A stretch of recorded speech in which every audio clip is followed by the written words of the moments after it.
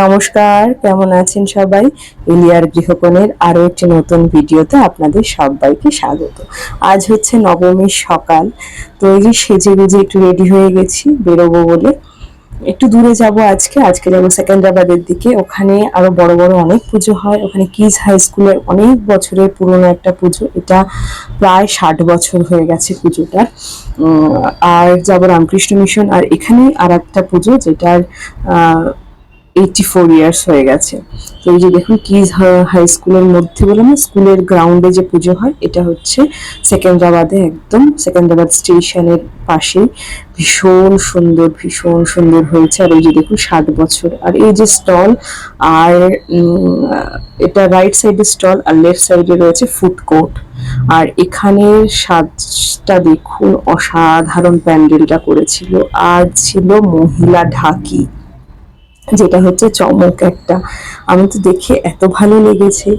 আর এই যে ছিল নন্দী মহারাজ। আর দেখুন সাজটা অসাধারণ। প্রবাসের পুজোটা একরকম হয়, কলকাতার পুজোটা কিন্তু একদম অন্যরকম হয়। প্রবাসীরা যারা থাকে আর কি, প্রবাসী যখন আমি আগে এখানে থাকতাম, আমরা কিন্তু এভাবেই মজা করতাম। আর এবার না একটা জিনিস দেখলাম, শুধু বাঙালি নয়, নন বেঙ্গলি বলুন, তেলেগু বলুন, প্রচুর লোক এসেছে কিন্তু দেখতে দুর্গাপুজো। তারপরে বরণেও কিন্তু প্রচুর নন বেঙ্গলি এসছে, তেলেগুরা এসছে।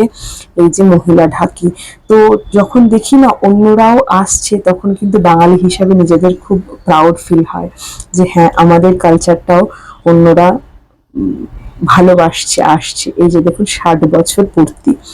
তো এইখানে রয়েছে ফুড কোর্ট, পুরো একদম অনেকটা জায়গা জুড়ে, অনেক। রাত্রেবেলা অবশ্যই এখানে ভিড়। আমরা যেহেতু সকালে এসেছি ফাঁকাই, কারণ রাত্রে এতটা দূর আসাটা একটু চাপের হয়ে যায় আমাদের বাড়ি থেকে। অনেকটা দূর। আমরা থাকি কোন্ডাপুর, এইটা পুরো সেকেন্দ্রাবাদ, প্রায় 20-21 কিলোমিটার দূর।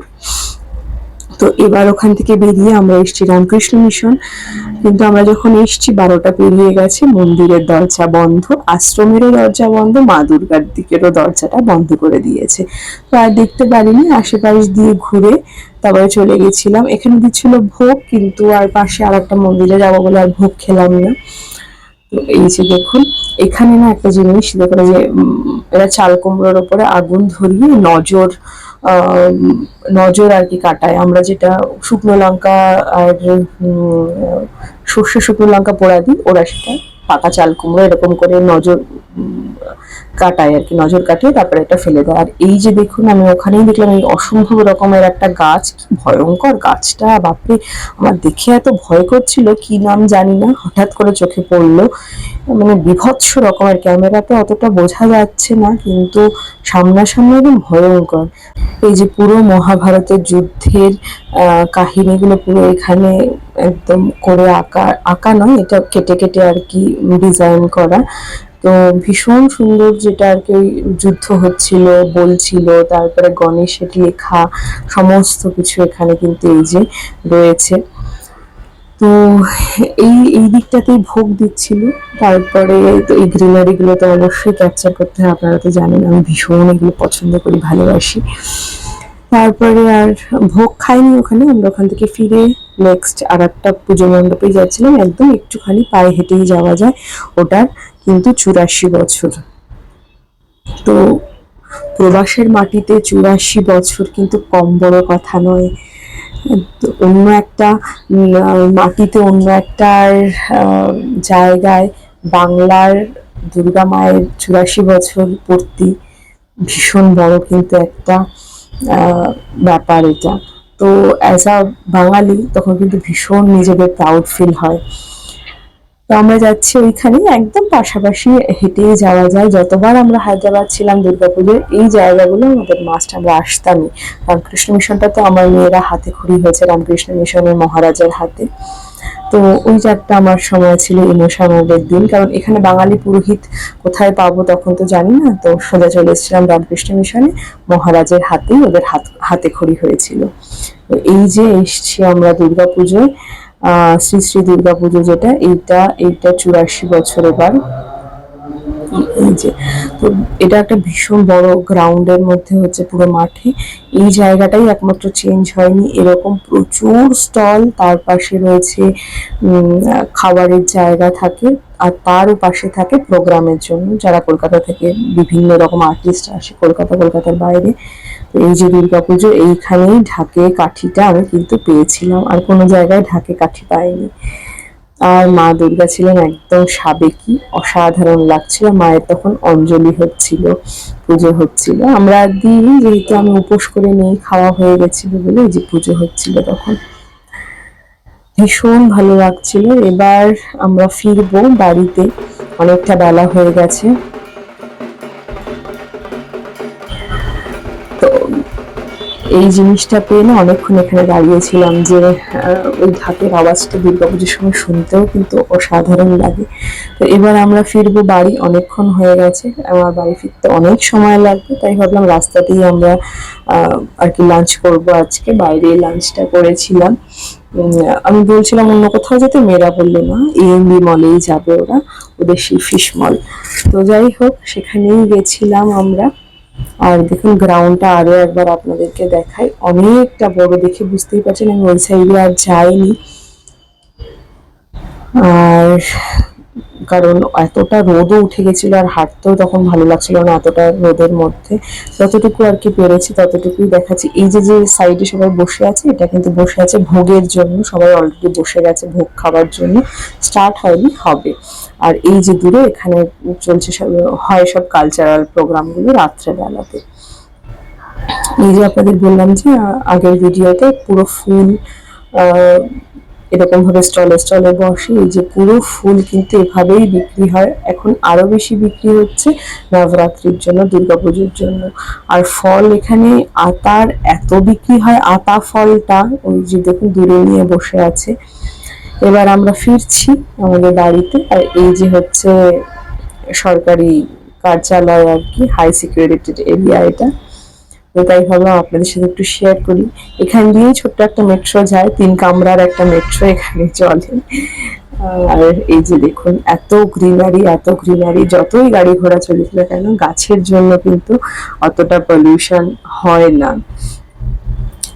ডেভেলপ হচ্ছে, কিন্তু গাছ কিন্তু খুব একটা যে বাদ যাচ্ছে বা কাটা যাচ্ছে তা কিন্তু নয়। এই যে একটা দোকান, এখানে কিন্তু শাড়ি আর লেহেঙ্গা খুব ভালো পাওয়া যায়। আর হায়দ্রাবাদের রাস্তা তো পাহাড় কেটে কেটেই সমস্ত তৈরি, কারণ হায়দ্রাবাদের মাটি একদমই ভালো না, সব জায়গায় শুধু পাহাড়, পাথরের গুঁড়ো ভর্তি, যেহেতু পাথর আর ওই পাহাড়ের ধার কেটে কেটেই করা। আর এখানে কিন্তু চলে মোপেড, এই সাউথের দিকে আমি দেখেছি প্রচন্ড পরিমাণে চলে মোপেড গাড়িগুলো, যে আগে চলতো না 2 চাকার।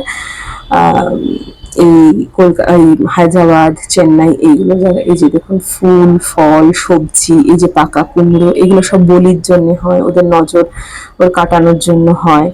আর এই যে হচ্ছে একটা নবরাত্রির একটা পান্ডাল।